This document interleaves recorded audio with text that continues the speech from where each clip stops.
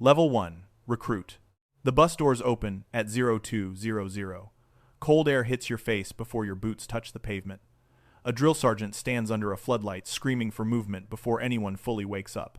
You step onto painted yellow footprints lined across the concrete. 40 other recruits lock into place beside you. Nobody speaks unless ordered. Hands stay at your sides. Eyes forward. Your civilian life ends in less than 10 minutes. You move through processing lines under fluorescent lights that never turn off. Barbers remove your hair in under 30 seconds. Medical staff draw blood, stamp paperwork, and push you toward the next station without explanation. You hold a plastic tray containing government-issued soap, socks, razors, and boot polish. Everything smells like bleach, dust, and industrial detergent. At equipment issue, you receive uniforms that do not fit correctly, 2 pairs of combat boots, and a rifle assigned to your serial number. The weapon is not yours. Nothing here belongs to you anymore. Every item is tracked. Every missing object creates paperwork, inspections, and lockdowns for the entire platoon. You memorize your roster number before lights out because drill sergeants stop using your name by morning. You learn how to stand at attention without shifting your weight. You learn how to make hospital corners on your bed so tight a coin can bounce off the blanket. Boots must align beneath the bunk frame at the exact same angle as everyone else's. Wall lockers stay open during inspection. One loose thread or fingerprint becomes a reason for corrective drills. The rifle becomes part of your body. You assemble and disassemble it against a stopwatch while instructors pace behind you. Slow hands force the platoon to restart. Forgotten parts delay everyone. A recruit beside you loses a firing pin during inspection. The bay doors lock for 3 hours, while every duffel bag gets dumped onto the floor. Pressure stops feeling personal. The system shifts it sideways. The fastest recruits earn trust first. They get selected to carry platoon guidons, relay commands, and move closer to leadership. Weak recruits become targets for frustration before sunrise even arrives. By the end of the first week, nobody cares who you were before the bus ride. The system only measures whether you can follow orders fast enough to stay inside it. And tomorrow, they hand you live ammunition. Level 2. Rifleman. You arrive at your first infantry platoon carrying 2 duffel bags, a rifle case, and orders folded inside your chest pocket. Nobody greets you. A specialist points toward a barracks building without looking up from his phone. 10 minutes later, a squad leader walks into the room, grabs your paperwork, and asks one question. You slow when you walk? You answer no. He hands you a radio frequency sheet, live ammunition, and a packing list already highlighted with missing items you are expected to buy before morning. Extra socks, waterproof tape, red lens flashlight, chem lights, batteries. Everything has a purpose. Everything becomes weight on your back. The platoon moves before sunrise. You step into formation wearing nearly 70 pounds of gear. Body armor presses into your shoulders. Spare machine gun ammunition hangs from your vest because the automatic rifleman already carries too much weight. Your squad leader checks spacing as the column moves into the tree line. Nobody talks above a whisper. The only sounds are boots against frozen dirt and radio static breaking through headsets. Your value becomes physical immediately. You pull perimeter security for hours without moving your knees. You scan dead ground through fog while your fingers lose feeling inside wet gloves. At night, you rotate through security shifts every 90 minutes. Sleep comes in fragments.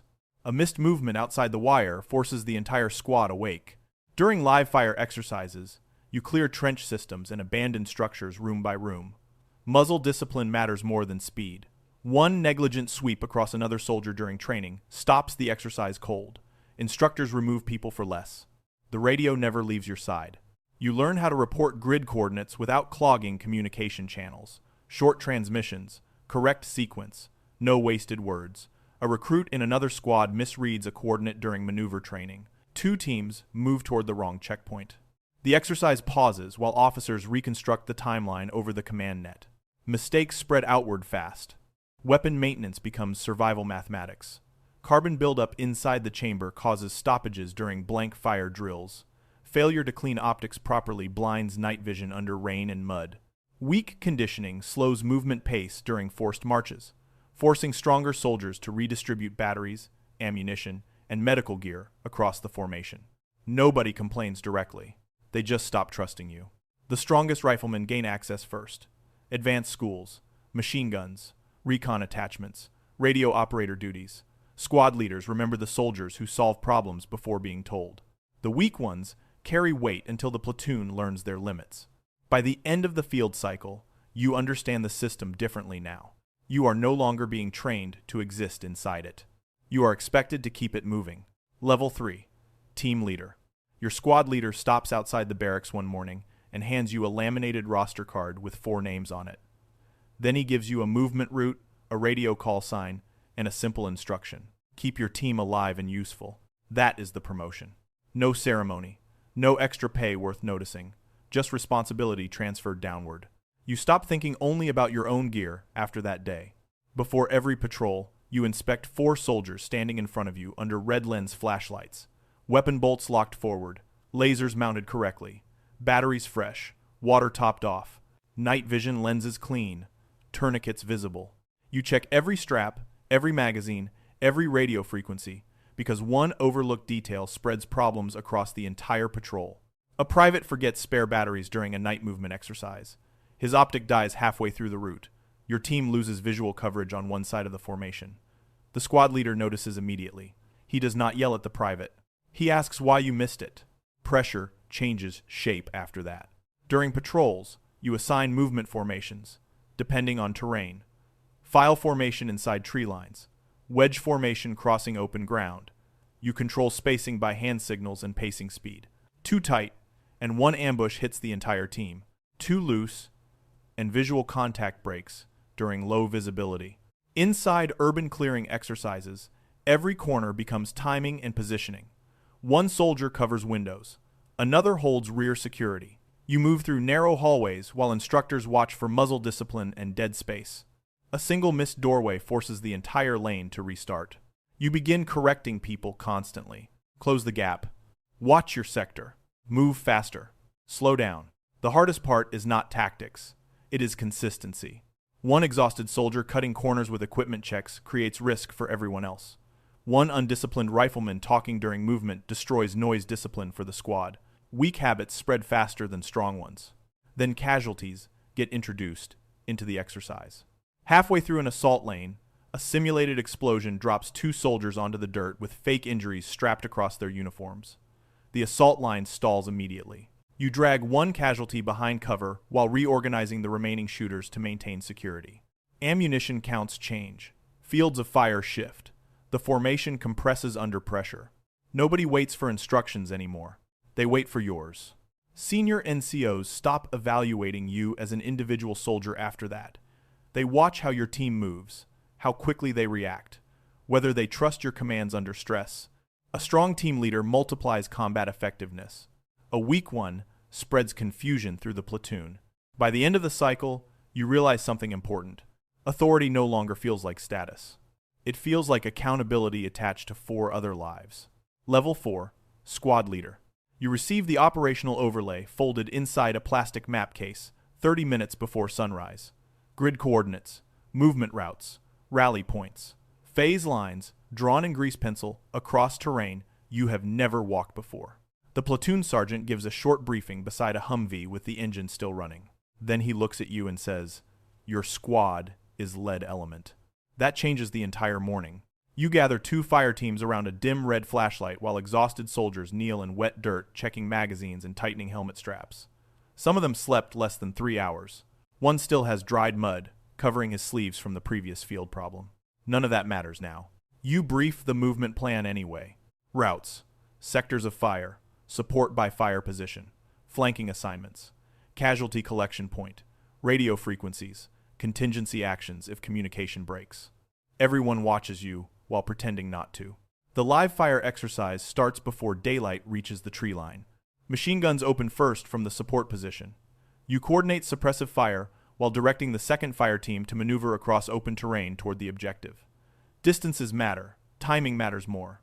Move too early, and the flanking element loses cover. Move too late, and the assault stalls inside the kill zone. The radio never stops talking. Higher command pushes updates through one channel, while team leaders report ammunition counts and movement status through another. You track casualty reports, shifting positions, and timing windows simultaneously while watching the terrain through binoculars. A delayed decision spreads outward fast at this level. One squad in the adjacent lane pauses during movement after their squad leader loses communication with a fire team. Their assault line freezes inside open ground for nearly 2 minutes. The platoon timeline collapses behind them. Every following movement phase gets delayed. Instructors terminate the lane before completion. Nobody blames the terrain. They blame leadership. Back in garrison, pressure follows you differently now. You enforce standards even when nobody wants them enforced. Barracks inspections. Equipment layouts. Accountability checks at midnight before convoy movement. Missing optics or serialized gear trigger investigations that consume entire weekends. One careless soldier forgetting sensitive equipment locks the whole platoon inside the company area until inventories clear. Weak discipline becomes your problem automatically. You also start shaping careers. You recommend who attends advanced schools, who becomes team leader, who loses responsibility after repeated failures. A strong soldier under your command reflects well on you. An undisciplined one damages readiness reports, inspection scores, and trust from senior NCOs. The platoon sergeant stops asking whether you perform well individually. Now he asks whether your squad functions without supervision. That is the real promotion. You are no longer measured by how hard you work. You are measured by whether 10 other soldiers stay effective, disciplined, and combat capable under your control. And if they fail repeatedly, command starts questioning whether you belong in charge at all. Level 5, Platoon Sergeant. You stop carrying the heaviest weapon in the platoon. Now you carry the platoon itself. Before sunrise, you stand beside the lieutenant inside a cramped briefing room filled with folding tables, radio batteries, and half-empty coffee cups. A digital map glows against the wall, while squad leaders copy grid coordinates into notebooks. The lieutenant briefs mission objectives. You track everything else. 30 soldiers, 4 vehicles, fuel status, medical readiness, ammunition counts, maintenance deadlines, who is injured, who is exhausted, who should not be trusted near sensitive equipment without supervision. The platoon does not move unless you already solve problems nobody else noticed. You spend most mornings walking motor pools before first formation. You inspect tires, radios, mounted weapons, and fluid leaks under military trucks covered in dust and grease. A cracked belt or dead battery discovered too late delays convoy movement for the entire company. One vehicle fails inspection during deployment preparation because maintenance paperwork was signed without repairs actually being completed. The convoy sits motionless for 2 hours while mechanics tear open the engine compartment under floodlights. Command remembers delays like that. Inside the platoon area, your desk becomes a pressure valve for the system. Squad leaders bring problems before they reach officers. Failed marriages, alcohol incidents, missing equipment, fights inside the barracks, soldiers skipping medical appointments before field exercises. You filter chaos before it spreads upward. Some problems you solve quietly. Others require removal. A rifleman fails repeated weapons qualifications and freezes during force-on-force exercises. Another gets arrested off base 2 weeks before deployment certification. You reorganize manpower immediately, shifting experienced soldiers between squads to stabilize weak sections without collapsing combat readiness. Personnel becomes logistics. You begin mentoring younger leaders constantly. Team leaders ask how to handle undisciplined soldiers. Squad leaders ask how to maintain standards without destroying morale. The lieutenant asks whether the platoon can realistically execute operations within the planned timeline. Your answers affect decisions now. Every readiness report carries consequences. If medical records are incomplete, soldiers lose deployment status. If ammunition requests are inaccurate, squads run short during field exercises. If maintenance deadlines are ignored, vehicles fail inspections, and the platoon gets pulled from rotation. Failure at this level spreads silently before exploding publicly. Weak squad leaders create exhausted soldiers, sloppy formations, and higher injury rates during training cycles. Poor accountability causes serialized equipment to disappear. One missing thermal optic can lock down an entire company while investigations begin. You no longer judge success by your own physical performance. You judge it by operational stability. Whether the platoon deploys on time, whether morale stays functional during long field cycles, whether inexperienced leaders improve under pressure or collapse beneath it, the lieutenant may command the platoon on paper, but you are the system that keeps it alive between missions. And the higher command climbs, the more they start relying on your judgment before making decisions themselves. Level 6, Platoon Leader. The briefing room goes quiet when the intelligence slide appears on the screen. Satellite imagery, terrain models, suspected enemy positions marked in red across a valley your platoon will cross before dawn. The company commander speaks for less than 10 minutes. Timeline, Objective. Adjacent unit positions. Expected resistance. Then the operation becomes yours. You leave the briefing carrying map overlays, radio frequencies, and a mission schedule built around exact timing windows. 40 soldiers wait outside near armored vehicles already running in the dark. Squad leaders stand beside their teams, expecting orders clear enough to keep movement synchronized once communication breaks down under pressure. You brief them under dim red lights. ROTES. Engagement priorities. Contingency plans. Extraction points. Rules for crossing phase lines. What happens if the lead squad gets pinned down? What happens if air support fails to arrive? Every sentence matters now because confusion spreads faster than bullets once movement starts. You stop thinking like a soldier. You start thinking like an operation. Inside the tactical vehicle, command radios stay active across multiple channels simultaneously.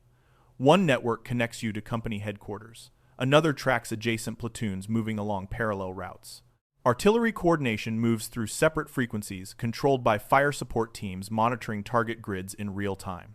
The battlefield becomes layered information. You monitor movement pace while adjusting plans against terrain and weather conditions that never cooperate with timelines. Rain turns dirt roads into mud thick enough to trap vehicles. Fog limits visibility across open ground. A delayed bridge, crossing from another platoon, forces your unit to reroute through narrower terrain that compresses formations and slows maneuver speed. Every adjustment creates new risk. During force-on-force exercises, hesitation destroys momentum immediately. One platoon leader waits too long before redirecting movement after simulated enemy contact blocks the original route. Vehicles stack along a tree line without spacing. Radio traffic overlaps. Supporting units lose synchronization.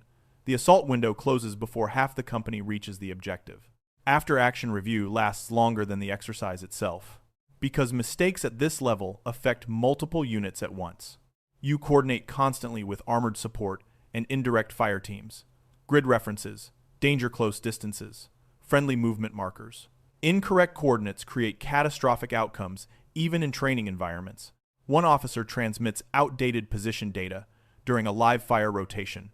Mortar simulation rounds land inside friendly maneuver space. The operation freezes instantly, while evaluators reconstruct communication failures over recorded radio logs. Nobody forgets incidents like that. Pressure changes again after your first casualty assessment briefing. You sit across from company leadership, reviewing operational failures frame by frame. Delayed movement, poor terrain analysis, breakdown in communication between squads. Injury reports tied directly to leadership decisions. No one asks whether you worked hard. They ask whether your plan worked. Your platoon sergeant starts advising you differently too. Less about discipline, more about consequences. Timing, resource management, decision speed under uncertainty. Because leadership above this level becomes increasingly isolated from physical execution. You rarely fire your weapon now. You direct movement, coordinate support, and make tactical decisions that determine whether 40 soldiers stay organized once operations begin collapsing under friction. And for the first time, your decisions start affecting units beyond your own platoon. Level 7. Company Commander. You inherit the company before you ever lead it. 3 binders already sit on your desk the morning you assume command. Readiness reports, ongoing disciplinary actions, maintenance failures, deployment schedules extending months into the future.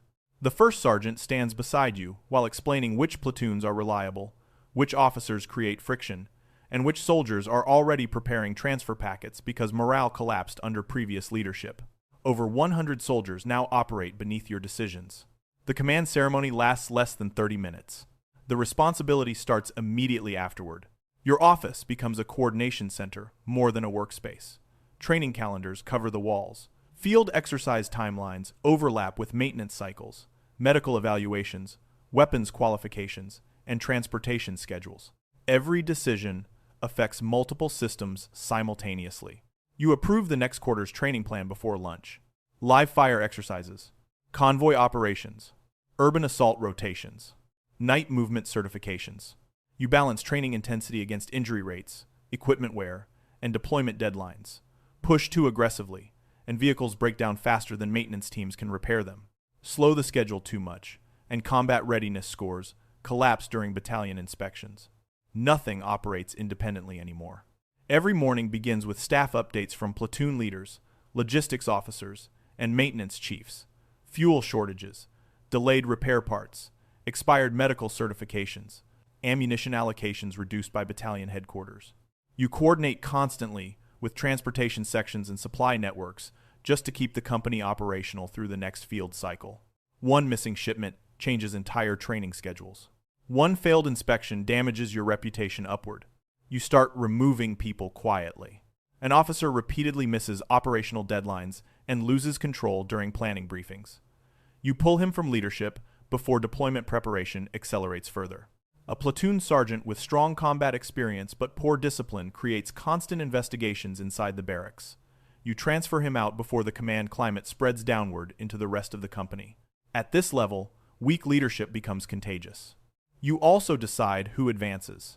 Reliable platoon leaders gain access to specialized schools and higher visibility assignments. Strong NCOs receive promotion recommendations tied directly to your evaluation. Soldiers who consistently stabilize operations rise faster because the system rewards predictability under pressure. Every recommendation carries political weight now. Before major exercises, you brief battalion command directly. Casualty projections, vehicle readiness percentages, ammunition forecasts, communication reliability, combat effectiveness estimates across every platoon. Senior officers study your reports while deciding resource distribution for the entire battalion. If your numbers are inaccurate, operations fail later, and battalion command remembers who caused the failure. During one field exercise, a company under another commander pushes vehicles through extended movement routes without proper maintenance checks. Engines overheat halfway through convoy operations. Recovery teams clog supply roads for hours. Fuel movement stalls across multiple units.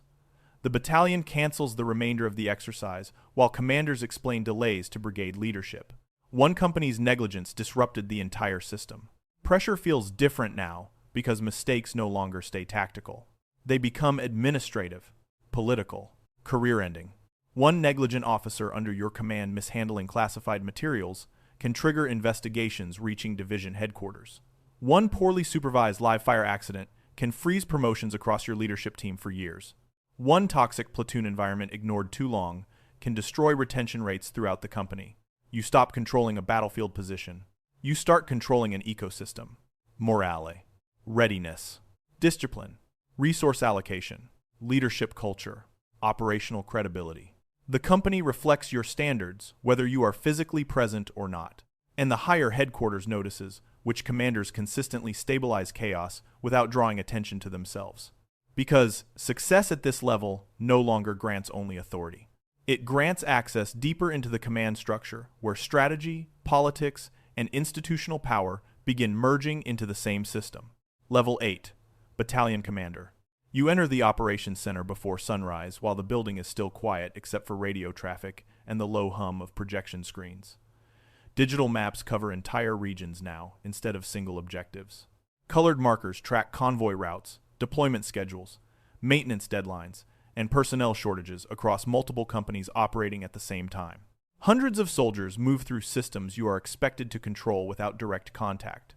The staff officers are already waiting when you arrive. Intelligence summaries. Readiness. Percentages. Vehicle availability. Medical status reports. Transfer requests. Disciplinary investigations. Aviation support schedules delayed by weather conditions 2 states away.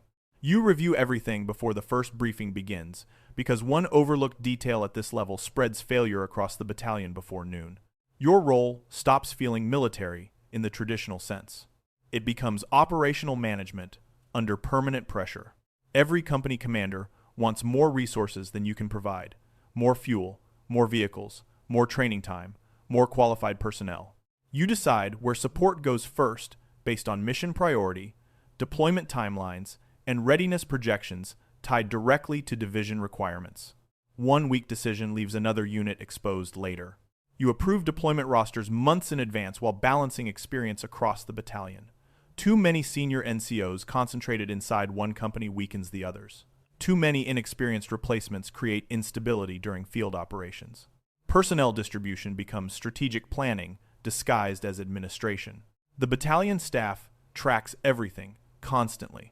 Fuel consumption, ammunition forecasts, medical evacuation response times, communication reliability scores, maintenance turnaround rates, The system feeds data upward every day, and higher command judges whether your battalion remains combat effective based on numbers before outcomes.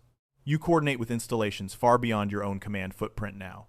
Aviation assets from neighboring bases, logistics convoys crossing state lines, intelligence updates routed through regional headquarters, training areas shared between multiple battalions competing for limited access windows. Nothing moves independently anymore. During large-scale exercises, you operate from command centers instead of front lines. Screens display live drone feeds, while staff officers relay movement reports from company commanders across multiple frequencies. One delayed convoy affects artillery timing. One failed communication relay forces route adjustments for adjacent units. One maintenance breakdown inside a fuel transport section delays operations for hundreds of soldiers simultaneously. The battlefield becomes infrastructure. Pressure shifts again when investigations begin entering your office directly. A training accident involving negligent weapons handling reaches local media before the internal review finishes. Public affairs officers coordinate statements, while legal teams request operational records and command climate reports. Simultaneously, division headquarters demands assurance that deployment readiness remains unaffected. You manage optics as much as operations now. Poor command climate spreads faster at battalion level because entire companies mirror their leadership culture.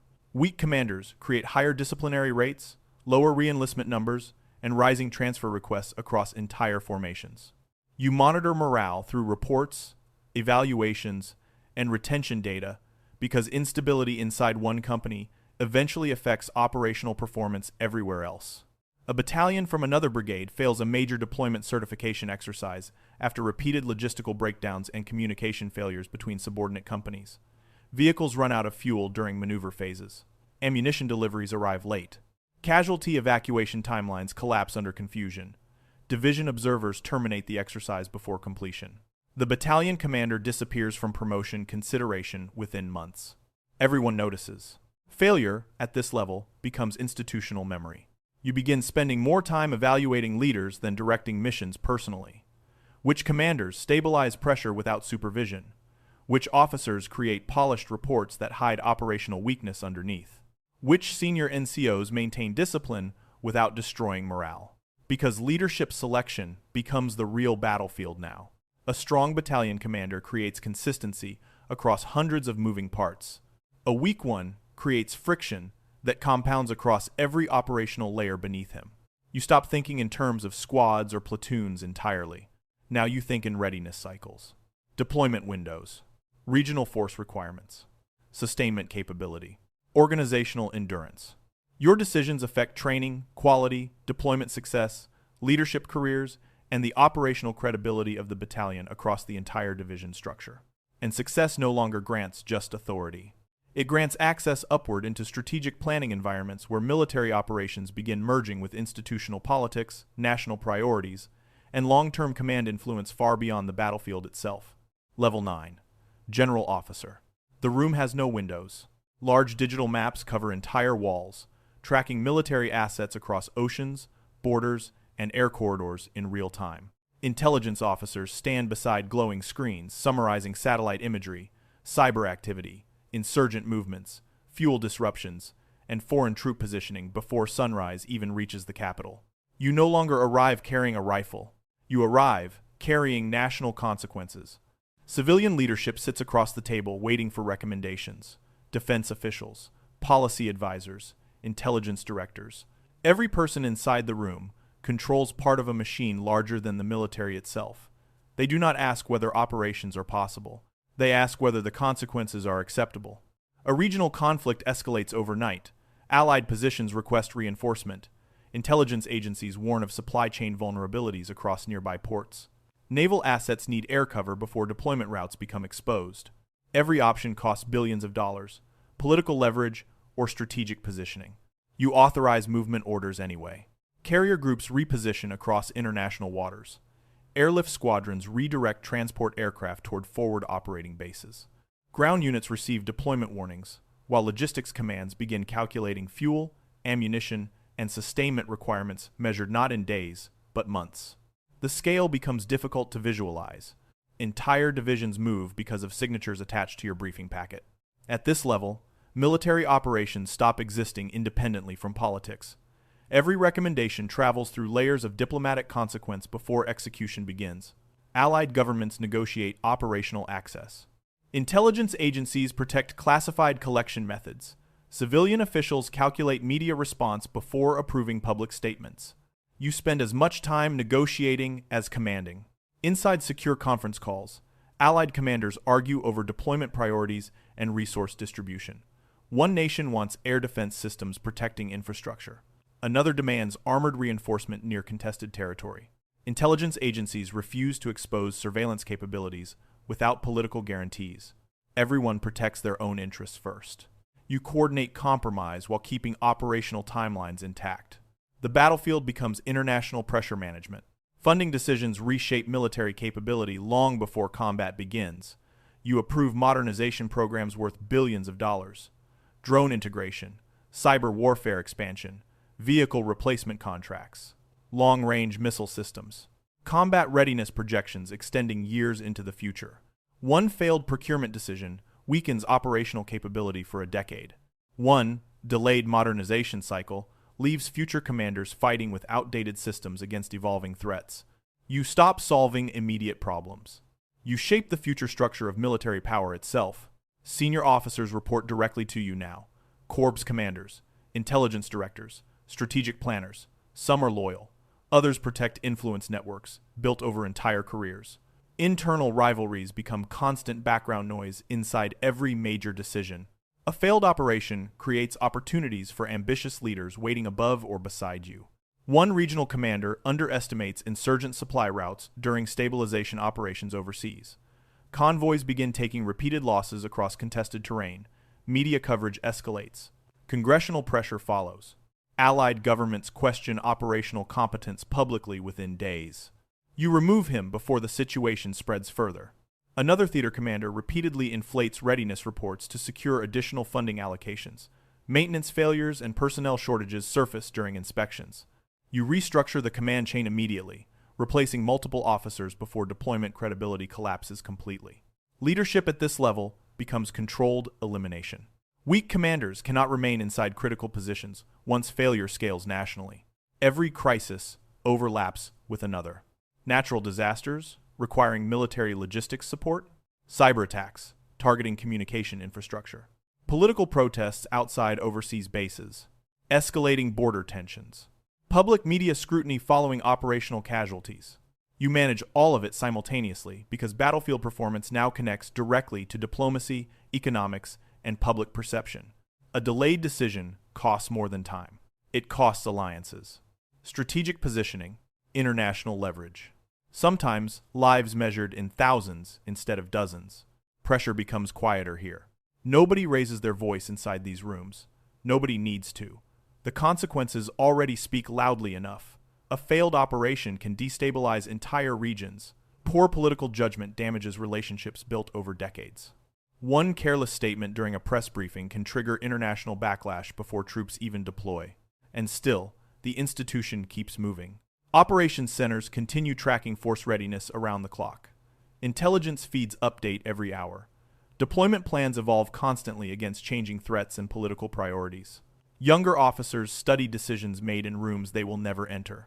You realize something slowly at this level. The battlefield was never the center of the system. The system itself was always the battlefield.